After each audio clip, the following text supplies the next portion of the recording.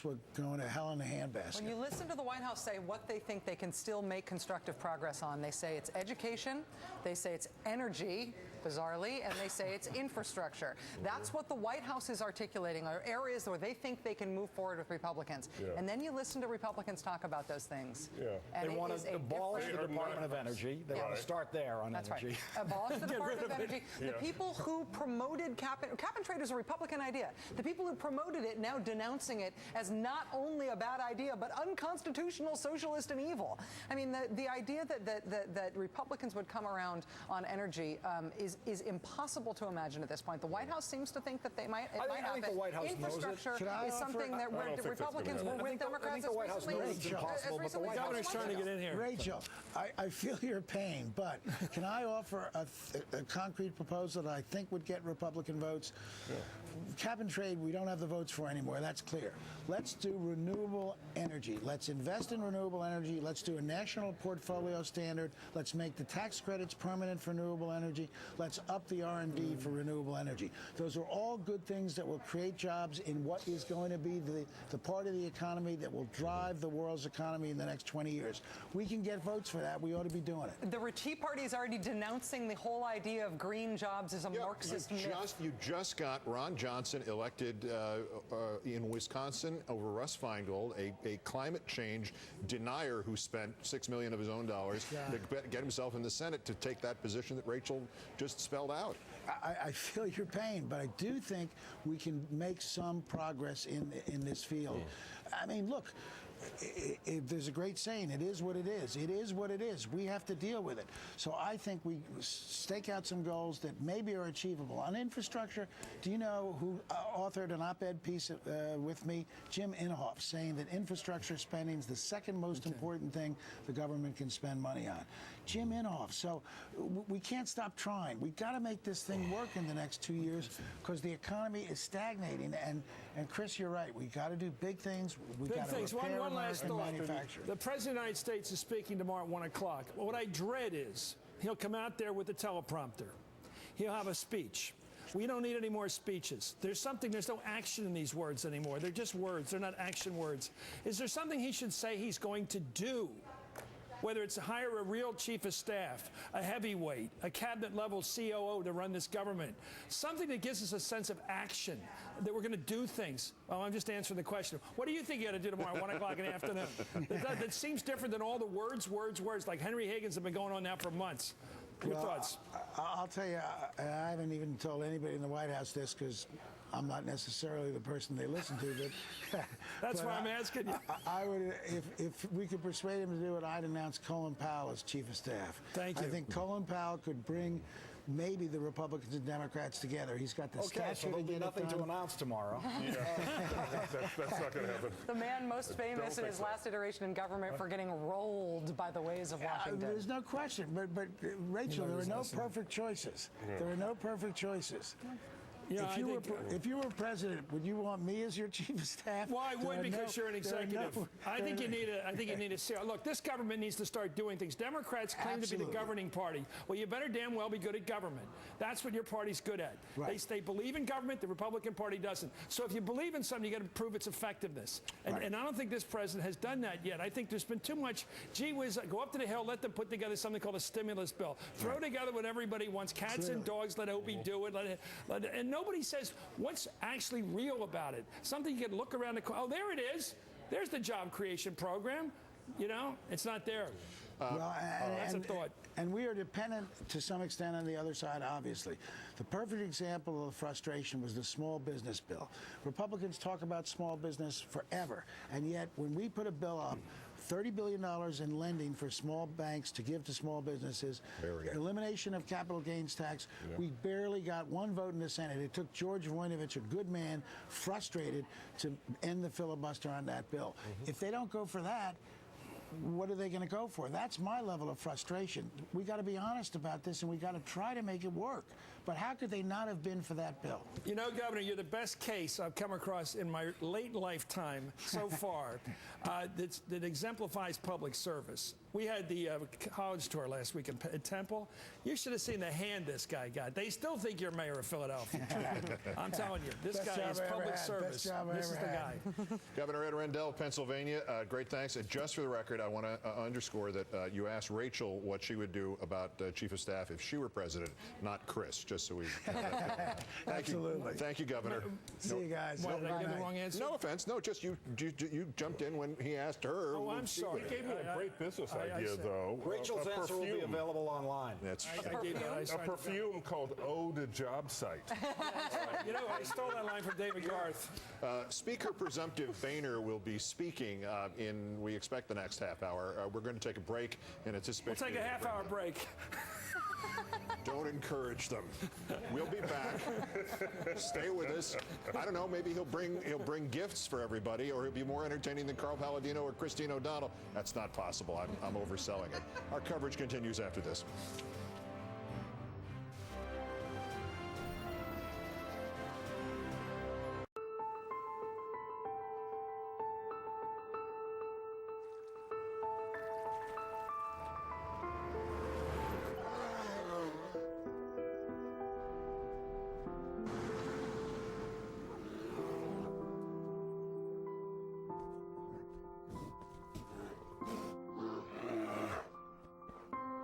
Introducing the 100% electric Nissan Leaf. Innovation for the planet. Innovation for all.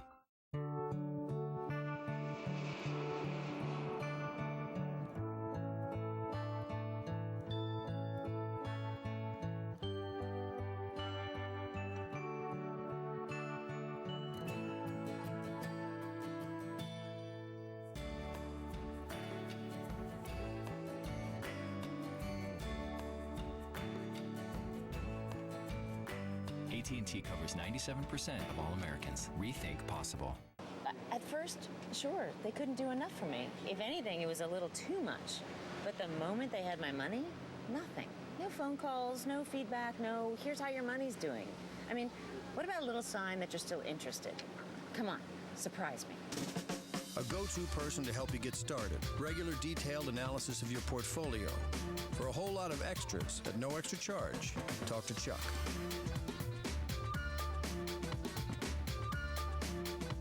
It was 1975. My professor at Berkeley asked me if I wanted to change the world.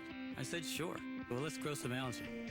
And that's what started it. ExxonMobil and Synthetic Genomics have built a new facility to identify the most productive strains of algae. Algae are amazing little critters. They secrete oil, which we could turn into biofuels. They also absorb CO2. We're hoping to supplement the fuels that we use in our vehicles, and to do this at a large enough scale to someday help meet the world's energy demands. This Friday, I don't want to be the bad guy anymore. DreamWorks' newest hero will answer the call. What on earth is that? Hello? It's hello. DreamWorks Megamind in 3D, rated PG. Funny how nature just knows how to make things that are good for you. New V8 V Fusion Plus Tea. One combined serving of vegetables and fruit with the goodness of green tea and powerful antioxidants. Refreshingly good.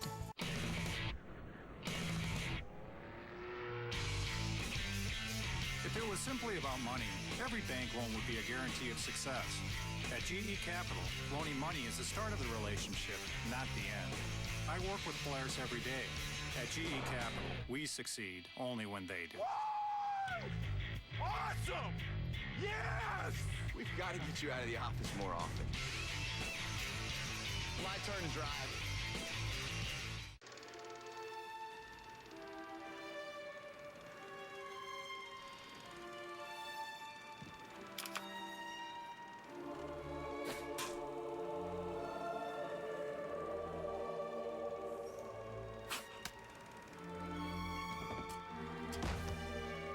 DirecTV's got them. Straight from the theater to your living room, a month before Netflix. Don't just watch TV. DirecTV. hard numbers to look at from Nevada, and the reason it's too early to call with Harry Reid up by 9% is that a lot of that vote is Reno and Las Vegas, where reports are provided electronically. We're advised by our NBC and MSNBC correspondent John Yang at Reid headquarters that the rural counties still report by fax. So if you're wondering who you can still send a fax to, they are the county election boards in rural Nevada.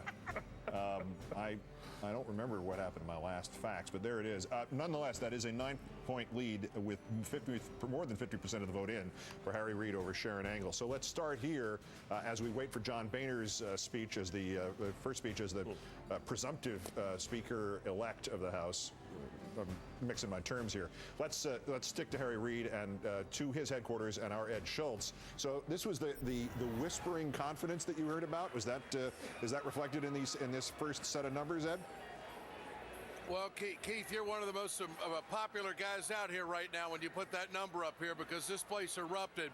Yes, it has gone from a quiet confidence to a whisper to now an outright confidence. For Harry Reid to be leading early on against Sharon Angle in her own hometown is a great start early on for Harry Reid. I understand we got Mr. Boehner coming We do up. indeed. I'm going to have to interrupt you to bring you Speaker-elect presumptive Boehner's speech in Washington. Here he is. The NRCC, along with his sidekick, Greg Walden. They have done a marvelous job on behalf of our team. And I want to thank all of our candidates, our supporters, our volunteers who've worked so hard to make this moment possible. Let me just say this. It's clear tonight who the winners really are, and that's the American people. It was the American people's voice that was heard at the ballot box, the American people's voice. And listen, I'm going to be brief because we've got real work to do, and frankly, this is not a time for celebration. Not when 1 out of 10 of our fellow citizens is out of work, not when we've buried our children under a mountain of debt, and not when our Congress is held in such low esteem. This is a time to roll up our sleeves, a time to look forward with determination, and to take the first steps toward building a better future for our kids and our grandkids. Across the country right now, we're witnessing a repudiation of Washington, a repudiation of big government, and a repudiation of politicians who refuse to listen to the American people. Of course, this campaign's not over yet. To the folks out west where the polls may still be open, this is the time to seize that moment and make sure your voice is heard, to reject the spending sprees, the bailouts, the backroom deals, the takeovers, and all the nonsense, and to join your fellow Americans in putting Washington on notice. Because for far too long, Washington's been doing what's best for Washington, not what's best for the American people. And tonight, that begins to change.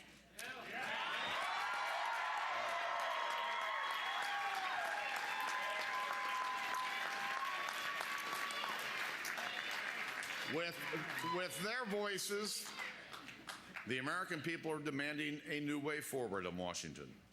I'm here to tell you tonight that our new majority will be prepared to do things differently, to take a new approach that hasn't been tried in Washington before by either party. It starts with cutting spending instead of increasing it. Reducing the size of government instead of increasing it. And reforming the way Congress works and giving the government back to the American people. And for all those families who were asking, where are the jobs? It means ending the uncertainty in our economy and helping small businesses get back to work.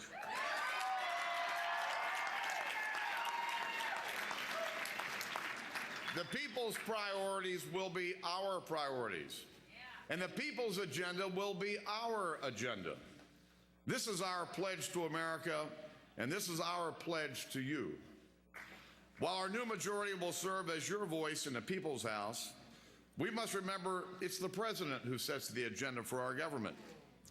The American people have sent an unmistakable message to him tonight And that message is change course.